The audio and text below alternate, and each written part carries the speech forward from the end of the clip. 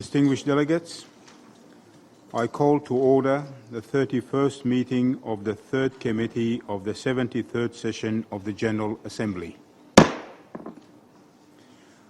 I invite the committee to resume its consideration of Agenda Item 74, Promotion and Protection of Human Rights, and its sub-items. Distinguished delegates, this morning I am pleased to welcome Ms. Sheila Kitharuth, Special Rapporteur on the situation of human rights in Eritrea. The committee shall now hear a report by the Special Rapporteur on the situation of human rights in Eritrea, Ms. Sheila Kitharuth. Ms. Kitharuth, you have the floor.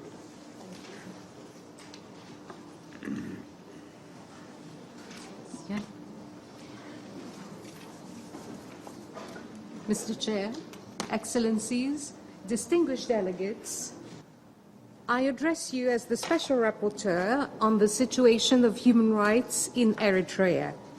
I'm honored to do this briefing for you for the 6th time, and it's my final briefing, in fact, in this capacity. The Human Rights Council extended the mandate for another year in Resolution 3815, adopted without a vote on the 6th of July 2018. I reached the end of my term of service on the 31st of October in just a few days. My successor has already been nominated and will start on the 1st of November. I wish her well in her upcoming role. First, allow me to congratulate the leaders of Eritrea and Ethiopia for signing a joint declaration of peace and friendship on the 9th of July 2018. The declaration has been reaffirmed on several occasions since then. Such an accomplishment raises expectations that the end of the no war, no peace stalemate will also impact positively on Eritrea's internal human rights situation. Secondly, Eritrea successfully campaigned to be elected as a member of the Human Rights Council for 2019 to 2021. It thus recognizes this institution's importance as the premier human rights body on the world stage. Such an achievement comes with weighty responsibilities. I would like to start with an update on the human rights violations I have documented since I addressed this committee in October 2017. However, the overall legal and institutional context remains unchanged.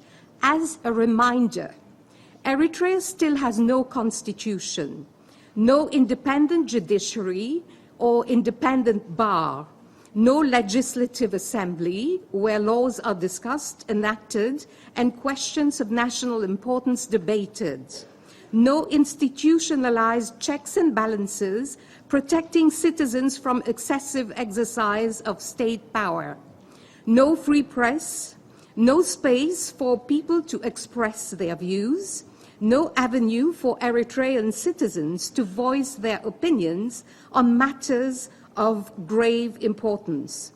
In short, the environment remains compounded by non-respect for rule of law and continuity in the existence of weak institutions with no signs that these are being addressed. Patterns of human rights violations amply documented in my reports and those of the Commission of Inquiry on Human Rights in Eritrea persist. These are incommunicado and arbitrary detentions, death in custody, enforced disappearances, breaches of the rights to freedom of expression and religion, among others. According to reliable sources, on 17th of September 2018, Eritrea's former Minister of Finance was picked up forcefully on the streets of Asmara. Since then, no news has transpired regarding his whereabouts or his worrying state of health. His wife was arrested in January 2018, also without an arrest warrant or being charged with a recognizable offense. Her state of health also raises concern. In August 2018, over 300 water tanker owners, drivers, and other workers operating in the field of water distribution in the capital city of Asmara were arrested over a dispute about water prices. Reportedly, they were called for a meeting and ended up being arrested and detained. A few were released after paying hefty fines without appearing before a judicial or administrative tribunal. The majority, as we speak, remain in custody as they were unable to raise the fine money. Furthermore, Haji Musa Mohammed Noor, the late director of the Aldia school in Akria neighborhood of Asmara, was arbitrarily arrested and detained at the end of October 2017. He died in custody on the 3rd of March 2018. Several of those believed to have participated in peaceful demonstrations on 31st of October 2017 against the arrest and detention of late Haji Musa and other committee members were also arrested. Many of those were Aldia school students, their parents, including older people, women, and children. Reportedly, security forces effected mass arrest of over 800 after the burial ceremony of Haji Musa Mohammed Noor on 3rd of March 2018. The Aldia School Committee members, as well as many of the people who were arrested during the 2017 or October 2017 protest after Haji Musa's funeral, are still in jail. While some children have been released, others were moved to several times until they reached a prison called Allah. Until now, parents have not been informed why their children were arrested. There are unconfirmed reports that some of the people arrested have been transferred to military training camps. The pattern of arrest detention remains the same. Mass arrests are carried out to instill fear. Prisoners are not allowed to exercise their fundamental rights to due process, to challenge the legality of their detention. Detained persons, including children, are kept incommunicado, and family members are not formally notified of the arrest and detention. I'm particularly concerned about children in Eritrean prisons. I would like to know from the authorities why those kids are still being arbitrarily held. When will they be released? And which measures are in place to protect them from abuse during arbitrary detention? During last year, people have contacted me about additional cases of enforced disappearances of their relatives since the early 1990s. They're still waiting to hear what happened to their loved ones, like this mother from Karen, who prays for the day she will be able to see her sons arrested in or about late 1999 and 2000. Her sons were in their early 20s when they were arrested and disappeared, not to be seen up to today. And forced disappearance is a crime, and perpetrators should be held accountable. With the border between Eritrea and Ethiopia reopening in September 2018, hundreds of Eritrean refugees have made their way towards reception centers along the border with Ethiopia. According to latest UNHCR figures, during the period 12 September to 12 October 2018, a total of 9,905 refugees were registered at the Endabaguna Reception Center, while 2,838 were awaiting registration. Amid earlier fears expressed by refugee population, Ethiopian authorities have indicated that they would respect their international obligation of non-refoulement. Eritreans are still expecting news about policy changes following the signature of the peace agreement. For example, Eritreans and the world are waiting to hear how the declaration of peace will affect the indefinite national military service. National military service is still in place, and conscripts have not yet been informed about any demobilization plans. Open borders have allowed the start of trade between the two countries. However, there are policies that are in place limiting the amount of money that Eritreans, including traders, can withdraw from their bank accounts. That is 5,000 per month. This policy has a negative impact on small traders, including shop owners, making it difficult for them to compete with incoming traders. Despite the open borders, Eritreans still require an exit visa to travel abroad, effectively restricting freedom of movement. For example, Eritrean bishops were unable to attend a meeting in Addis Ababa held in July this year. Their exit visas were not approved. I take note of Eritrea's membership to the Human Rights Council for the period 2019 to 2021, and Eritrea's government's voluntary pledge to that effect. Consequently, to actualize the key responsibilities which come with such a membership, Eritrea should cooperate with all human rights mechanisms, including by replying timeously to communications from special procedures mandate holders, as well as the country-specific one. Currently, Eritrea's record is far from exemplary. Extending a standing invitation to special procedures mandate holders to visit Eritrea and respond positively to pending visit requests by all special procedures mandate holders, some of which date to 2003. As you know, I did not get access to the territory. The third one is to protect from intimidation and reprisal those survivors of human rights violations, witnesses, civil society representatives, cooperating with the human rights organs, human rights defenders, both at the UN and regional level. Putting it succinctly, Eritrea has an obligation to protect those cooperating with human rights entities, including the Human Rights Council, and not to be the source of intimidation. The achievement of peace between Eritrea and Ethiopia must be duly celebrated. While it is yet to be translated into actual improvements of Eritrea's human rights situation, peace should be viewed as having the potential of ushering in a new beginning for the enjoyment of all human rights by all Eritreans.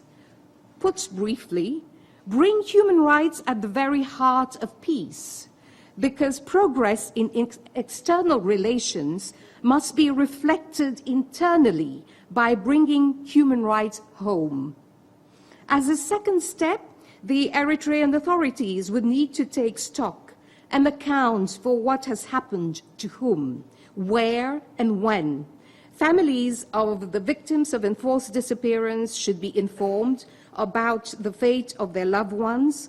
People languishing in Eritrean prisons, some for excessively long periods, including the G15 and journalists, and others arrested more recently, should be brought before the courts as a matter of urgency or released unconditionally without delay. These would be impressive peace dividends. Justice and accountability are twin pillars, reinforcing each other, on which peace can be built, strengthened, and security achieved. The impunity enjoyed by perpetrators of crimes against humanity and human rights violations remained an unrelenting challenge to be addressed through effective measures, the more so at this particular moment in time for lasting and sustainable peace. I would like to stop here, Mr. Chair, and I'm very happy to respond to any questions or bring in any clarification. Thank you. I thank the Special Rapporteur on the situation of human rights in Eritrea for her statement, and I now open the floor for any comments and questions to her. I first give the floor to Germany.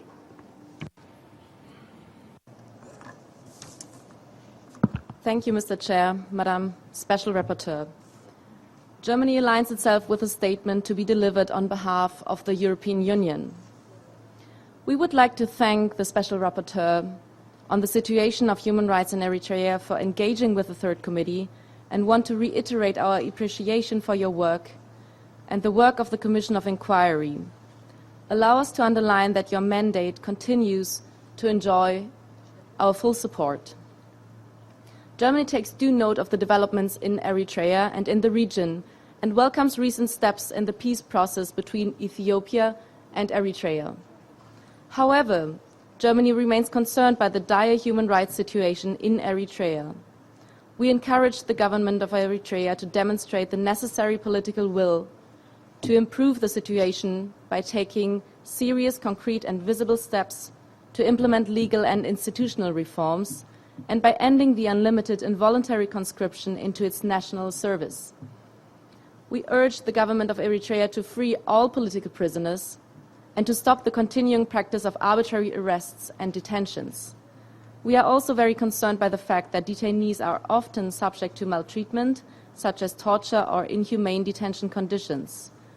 We agree with the Special Rapporteur's recommendation to apply the United Nations standard minimum rules for the treatment of prisoners, the Nelson Mandela rules, with immediate effect. We strongly recommend the government of Eritrea to actively contribute to in-depth reporting by cooperating with the incoming mandate holder, starting by allowing the Special Rapporteur access to all parts of the country. Thank you. I thank Germany. I now close the list and give the floor to Eritrea. Mr. Chair, the negative impacts of the sanctions on the full enjoyment of human rights of all Eritreans cannot be understated. If continued, it will moreover harm meaningful regional cooperation and economic integration. Thank you, Mr. Chairman. At the outset, I would like to commend the manner in which you are steering the work of the committee. Last week, under the agenda item, the promotion and protection of human rights, the third committee discussed the progress and gaps in the promotion of and protection of human rights worldwide. The takeaway from the discussion is that the promotion of human rights for all remains a challenging task for every nation, and that international partnership in addressing the issue of human rights is best served by constructive dialogue and not through politicization, double standards, and stigmatization. In these discussions, Eritrea shared its view on the broader issues of promotion and protection of human rights.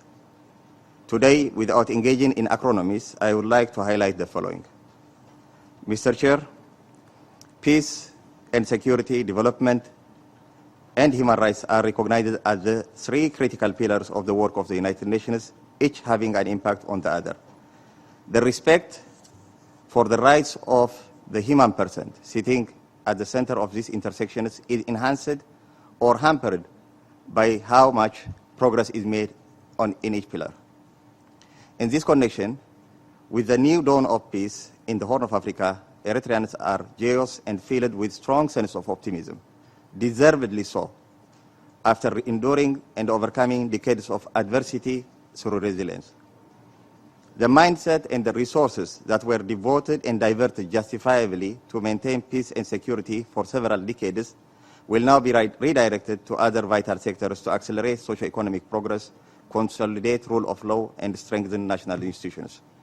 We are determined to accelerate our efforts to create a country where peace, justice, and democracy prevail, a modern and dynamic nation anchored on equitable development, social justice, and harmony. Mr. Chair, the leaders of the region are joining hands and redoubling their efforts to develop a shared vision and strategy to make up for the lost opportunities. This is a remarkable watershed in the region. The international community has welcomed the new developments as significant and historic.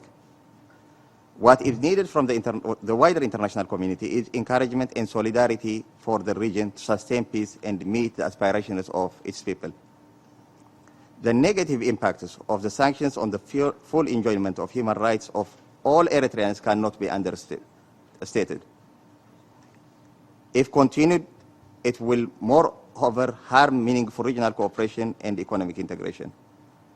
Consequently, countries in the region, members of the Council, as well as the Secretary General of the United Nations are adding their voices to the calls for the lifting of the sanctions on Eritrea. The region views it as a hurdle that ought to be removed immediately to promote peace, stability, and prosperity. In this regard, my delegation wishes to take this opportunity to once again call on the international community and the Security Council to bring an end to unjustified sanctions, demonstrating to the people of the Horn that it is ready to accompany them on their road to progress. Mr. Chair, the UPR is the best tool to address human rights in all countries in a constructive manner. In full consideration to the UPR mechanism, Eritrea has submitted its third periodic report to the Human Rights Council, detailing achievements, challenges, and hard work to attain the higher standards in the respect of human rights and fundamental freedoms. Out of the 92 recommendations that Eritrea accepted during its second cycle, 8 recommendations, constituting 85.87%, are fully implemented, and 12 recommendations, constituting 14.13%, are partially implemented. Additionally, Eritrea is presenting its voluntary national report on the high-level political forum in 2009 to share the policies in place and the commitment that's needed in the implementation of the Sustainable Development Goals, including Goal 16, which covers the promotion of peace, access to justice, and the development of effective and accountable institutions.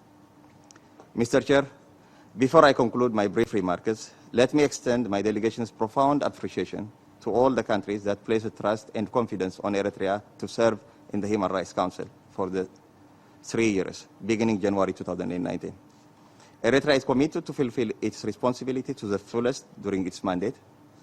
It will endeavor to strengthen dialogue and consultation, to establish a balanced and inclusive approach to all issues and situations to advance the human rights agenda of the Human Rights Council. I thank you, Mr. Chair. I thank Eritrea. Given the time limitations, I give 2 minutes per speaker. I now give the floor to Comoros. Thank you, Chair. I will be making my remarks on behalf of the African Group on the oral report just presented by the Special Rapporteur on Eritrea. I hope that I will have more time than 2 minutes. Oh, that way you'll have 3 minutes. Thank you. Thanks. Thank you, Chair. Ensuring universality, objectivity, and non-selectivity, as well as the elimination of double standards and politicization, is the only way to advance meaningfully international cooperation towards our shared goals and promoting and protecting human rights. Human rights of all countries should be addressed in a fair and equal manner, with full respect of national sovereignty and human dignity. In this regard, UPR is and remains the sole universally agreed mechanism to address the human rights situation of every member state through constructive dialogue. The African Group maintains strong positions against the politicizations of human rights issues. Such practice is counterproductive and confrontational and serves no meaningful purpose on the promotion of human rights. The group reaffirmed its commitment to enhancing constructive international cooperation on the promotion and protection of human rights. The African Group welcomes the various initiatives that the government of Eritrea continues to take to further improve the human rights of its citizens, including the implementation of the Universal Periodic Review. The group also welcomes Eritrea's presentation of its initial and combined report to the African Commission of Peoples and Human Rights and its interaction with the Commission in May. The international community should recognize this development and support the government in its endeavor. I thank you, Mr. Chair. I thank Comoros and now give the floor to the European Union. Thank you, Mr. Chairman. Madam Special Rapporteur, the European Union thank you for your efforts towards the continued scrutiny of the human rights situation in Eritrea. We warmly welcome the recent peace agreement between Eritrea and Ethiopia, and we urge the Eritrean government to seize this opportunity to bring to an effective end the unlimited, involuntary conscriptions to national military service. The EU stands ready to offer practical support on the reform of national service and the creation of jobs to support demobilization. Madam Special Rapporteur, building on your report and its finding, we remain preoccupied by the human rights situation in Eritrea, and we agree that serious improvements are still much needed, requiring further steps by the government of Eritrea to fulfill its obligation under international law. Eritrea's election to the Human Rights Council comes with the responsibility to fully cooperate with the Council and other UN organs in the field of human rights.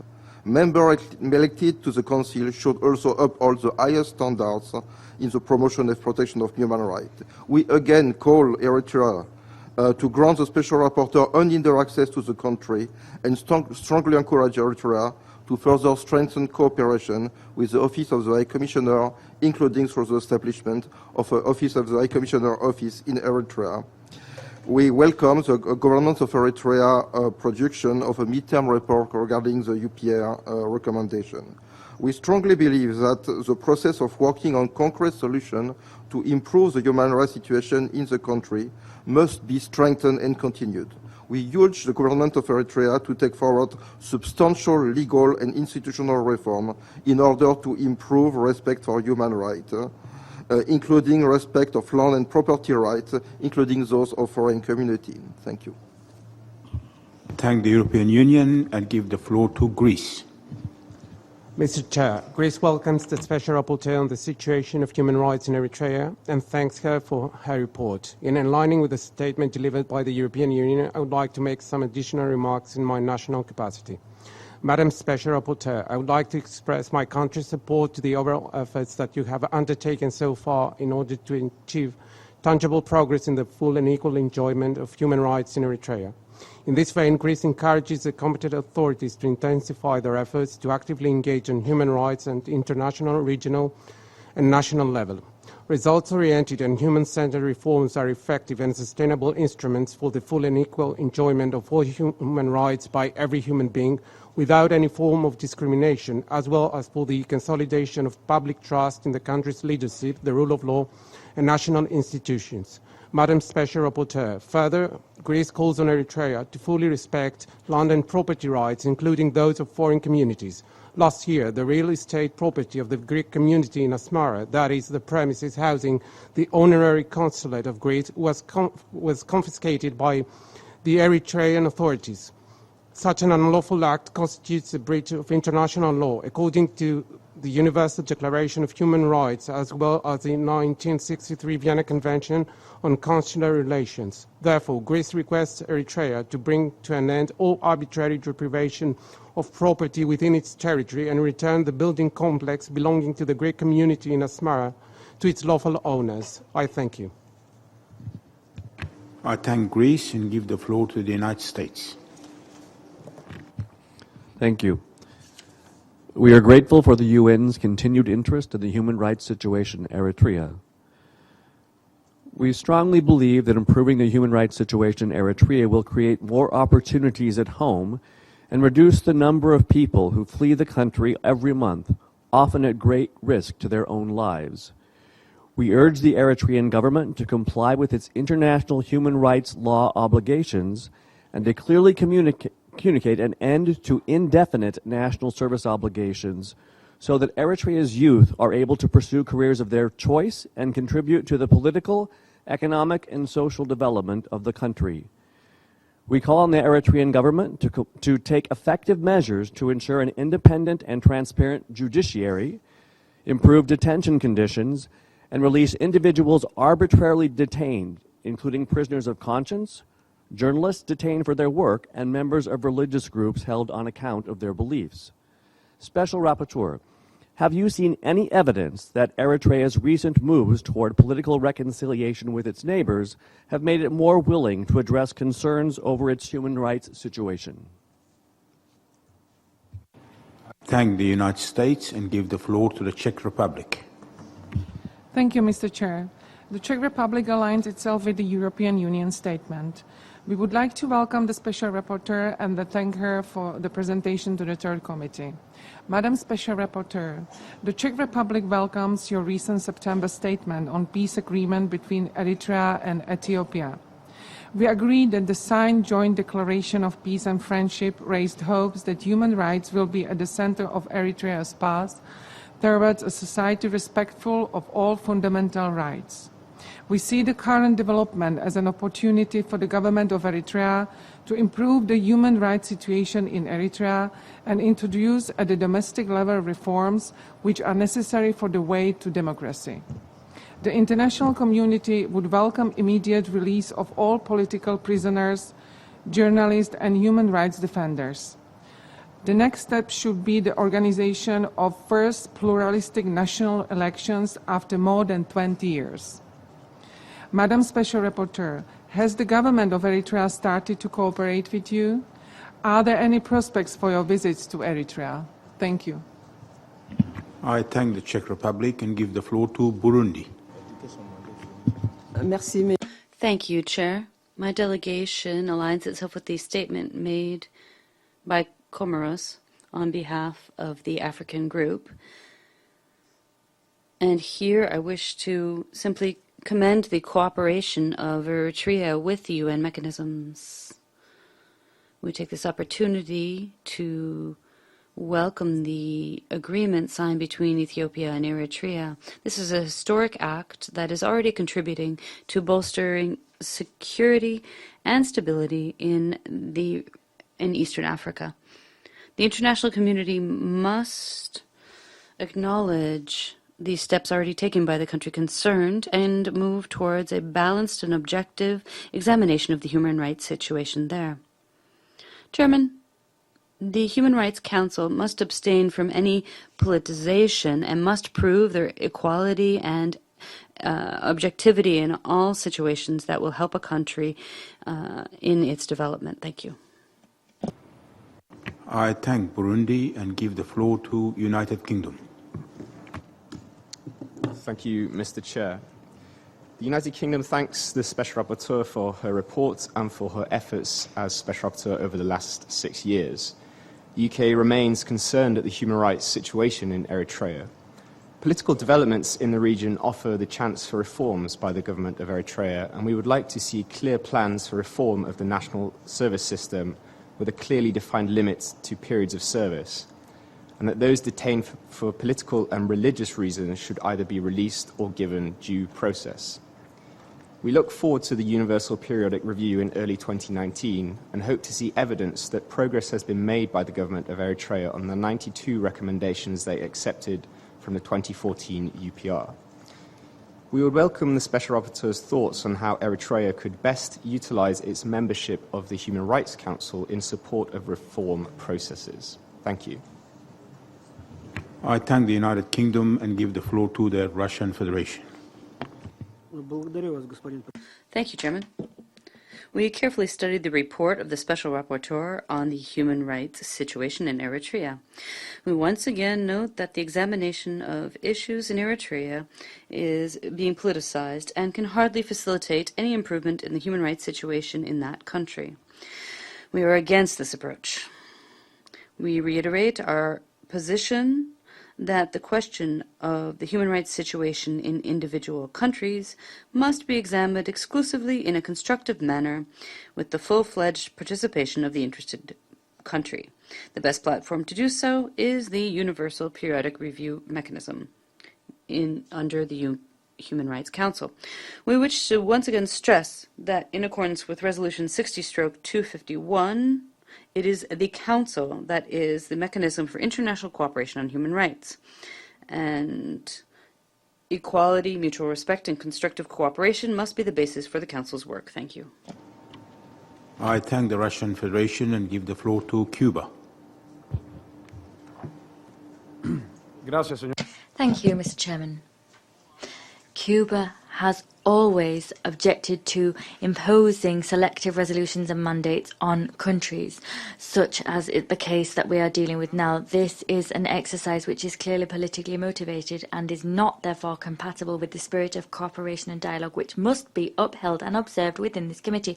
We reiterate that the mechanisms of cooperation, such as the Universal Periodic Review, are the pathway that has been established for the analysis of a human rights situation in any country. Without a selective approach being adopted, Cuba will continue to oppose this type of politicized exercise. It does not reflect genuine concern for a human rights situation in a country and simply contaminates the analysis of an issue as crucial as human rights. Thank you. I thank Cuba and give the floor to China. Mr. Chairman, China has all along stood for addressing the differences in the field of human rights through constructive dialogue and cooperation.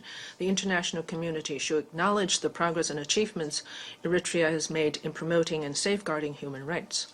As an important component of economic and social development in countries, the cause of human rights should be advanced in light of the country's specific conditions and the needs of the people. China calls on the international community to assess the human rights situation in Eritrea in a comprehensive, fair, and objective way and provide the country with constructive help in human rights capacity building according to the will and needs of the Eritrean people. Thank you, Mr. Chairman. I thank China and give the floor to the Islamic Republic of Iran.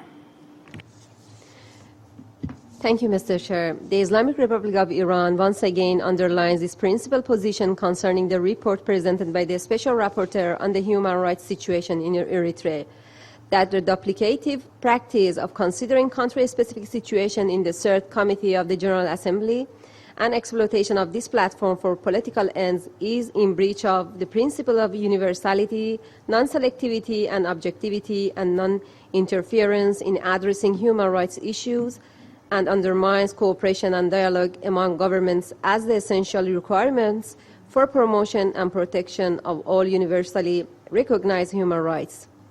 We reiterate our conviction that the UPR mechanism is the right venue for reviewing the human rights situation in all member states on an equal basis with full participation of the concerned governments. I thank you. I thank the Islamic Republic of Iran and give the floor to Switzerland. Mr. Chairman, Switzerland thanks the Special Rapporteur for her report on the human rights situation in Eritrea. Switzerland regrets that the Rapporteur has yet to have access to Eritrea and calls on the government to cooperate with her successor. Switzerland commends the rapprochement between Eritrea and Ethiopia with the signature of the peace agreement. Such a development can only be beneficial for the stability of the region. At the same time, we hope that this rapprochement and commitment for peace will have a positive effect on the human rights situation in Eritrea, which remains worrying. Comprehensive reforms at the national level are necessary so as to ensure a free, just, and democratic society where the citizens can enjoy all their fundamental rights.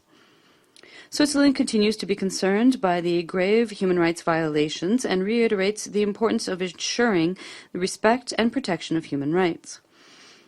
Here, Switzerland recalls that states elected to the Human Rights Council commit to fully cooperate with the Council. Thus, Eritrea is called upon to cooperate with all human rights mechanisms, including the Special Rapporteur, and also to pursue its commitment to follow up on the recommendations of the UPR. Moreover, Switzerland encourages Eritrea to ramp up cooperation with the High Commissioner for Human Rights and to consider the establishment of an OHCHR office in Eritrea. Here, Switzerland reiterates its availability to continue dialogue and cooperation with Eritrea so as to improve the human rights situation in the country. Madam Special Rapporteur, following the promising developments in the Horn of Africa, what, in your view, are the priorities and opportunities that can bolster respect for human rights? Thank you. I thank Switzerland and give the floor to Ethiopia. Thank you, Mr. Chair. My delegation aligns itself with the statement delivered by Comoros on behalf of the African Group. My delegation would also like to commend the Special Rapporteur for her remarks on the recent positive developments between Ethiopia and Eritrea. As my Foreign Minister highlighted in his statement as a General Assembly, There is a wind of change in the Horn of Africa, which has enormous implications for peace, security, and development of countries of the region. It is in this context that we need to look at the items under discussion. We hope this development will also have positive impacts in the field of human rights. Mr. Chair, Ethiopia welcomes the initiatives that the government of Eritrea continues to take to further improve the human rights of its citizens, including the implementation of the recommendations of Universal Periodic Review. Eritrea also presents its initial and combined reports to the African Commission on Human and People's Rights, and the Commission considers the reports during its session in May 2018. The report highlights the engagement and cooperation between Eritrea and the Office of High Commissioner for Human Rights in areas such as administration of justice, persons with disability, and the right to clean and safe water. These engagements were also stated in the report of the Special Rapporteur, which was presented to the Council back in June 2018. In light of the following, while we encourage Eritrea to continue taking further measures in its efforts to respect, protect, and progressively fulfill its human rights commitments, we hope the international community will recognize these developments and support the government in its endeavors. I thank you. I thank Ethiopia. We have heard the last speaker on my list. I would invite the Special Rapporteur on the situation of human rights in Eritrea to respond to the comments made and questions posed by the delegations. Thank you very much, Mr. Chair. I'd like to thank each and every delegation, including Eritrea, for its remarks during this interactive dialogue. I would like to start by saying that as I mentioned earlier, the peace agreement is a potential for change, which needs to be exploited to the best of all the countries involved. If you recall, some time back in my first report to the Council and during my first ever interactive dialogue at this committee, I mentioned that the situation of no war, no peace between the two countries should not be a pretext for violating human rights inside the country. This is no longer there as an issue, which means that the potential for peace and respect for human rights is very much on the table, and which needs to be exploited, as I mentioned. However, unfortunately, since all the different violations that I mentioned are recent ones, violations with regards to arrest and detention, incommunicado detention. The list is long. I've just presented one case. And the list also of mass arrest. It's the same patterns. These are the kind of patterns which the country would need to deal with and to address in terms of how to give effect to its responsibility to respect, protect, and fulfill human rights violations according to its international obligations. So I have not, unfortunately, at this very particular moment in time, seen the first steps towards that. I've been asked about what would be the priorities. The priority number one is very simple for me. It would be open prison doors, allow people to go out, let people know where their loved ones are. There are some of them who are in prisons since the 1990s. Mothers want to know where their sons are. Fathers want to know where their sons are. Others, who have been in jail since 1994, and I'm thinking of young men like the Jehovah's Witnesses, because of their religious faith, have been, and there's no conscientious objection in the country, and were not in a position to bear arms, have been in jail since 1994. They were just in their early 20s then. They're now middle-aged men and don't even know what the internet is, for example, the advances of, in terms of human rights. So this is the first priority. The priority number one is to account for all those who are inside. Detention conditions. It's a simple one, an audit of who is where, what happened to them. And from there, implement the Nelson Mandela rules in terms of detention of prisoners. So it remains the first one for me. Lots of people have talked about, a lot of the delegations have mentioned about access, my access, with regards to having access to the territory, and whether there is any sign that the new special rapporteur will have access, etc. It's very simple as far as I'm concerned. This is the opening, the moment of opening. And as Eritrea is now a member of the Council, the cooperation with members with special procedures should be on top of their agenda also. However, I'd like to reassure each and every member state that not having access did not in any way impede on the work I have done. I have been able to work on the human rights document all and report to the Council and to the Third Committee in a consistent manner. The other issue, I thanked the African group with regards to the statement made, but I would like to reassure them again that I'm in full agreement with the call that human rights should be looked at in a non-selective manner. And this is exactly what I've done. These are, in fact, real issues which are on the table and which need to be addressed. And this is exactly what I have been able to do over the last 6 years. I'd like to also, several delegations mentioned the UPR. And I would have liked to be in a position to give you more details on this particular aspect and on this particular area. However, I was given the assurance that a mid-term report was produced, and I looked for it all over, and it was not in any way publicly available. So this is why I have not been able to bring further information for the consideration of this particular committee. The other aspect I would like to raise, of course, is the issue of military service or national service. Still unlimited, still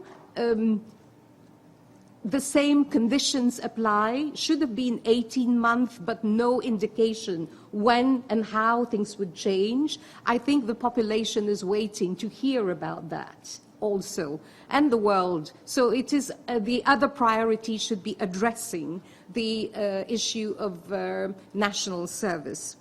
Now, the other point I'd like to make is the borders were open, 9,000 plus people crossed the borders in 1 month. Surely, Mr. President, I'm sure many people in this room agree with me that they can't be running away from peace. So what are they running away from? These are things that all that they're running away from has been thoroughly documented in each and every report that I've written for the past 6 years, and which the Commission of Inquiry also documented, some of which amount to crimes against humanity. So it is important that these be addressed very seriously. Optimism, yes, I agree there is optimism, but 3 months down the line, Eritreans haven't heard much in terms of policy changes. They're waiting. So that's another area where there is, time is of the essence. The other point I'd like to raise is with regards to, no, I haven't heard, as I mentioned earlier, any clear plans that the national service would be reduced. We're still waiting for policy declarations on this particular issue.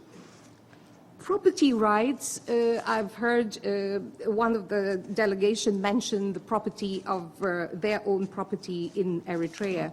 I'd like to raise the fact that there are also other property rights involved. The Afar people have been evicted without any compensation from the port area of Assab on the Red Sea. So also the policy of the country, which resettles different people in different areas, have also touched the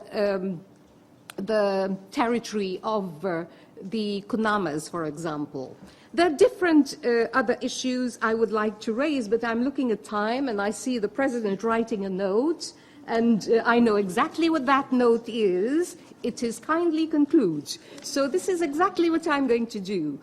Optimism, yes, quite a bit of it. Real action and concrete targets is what is needed at this particular moment in time.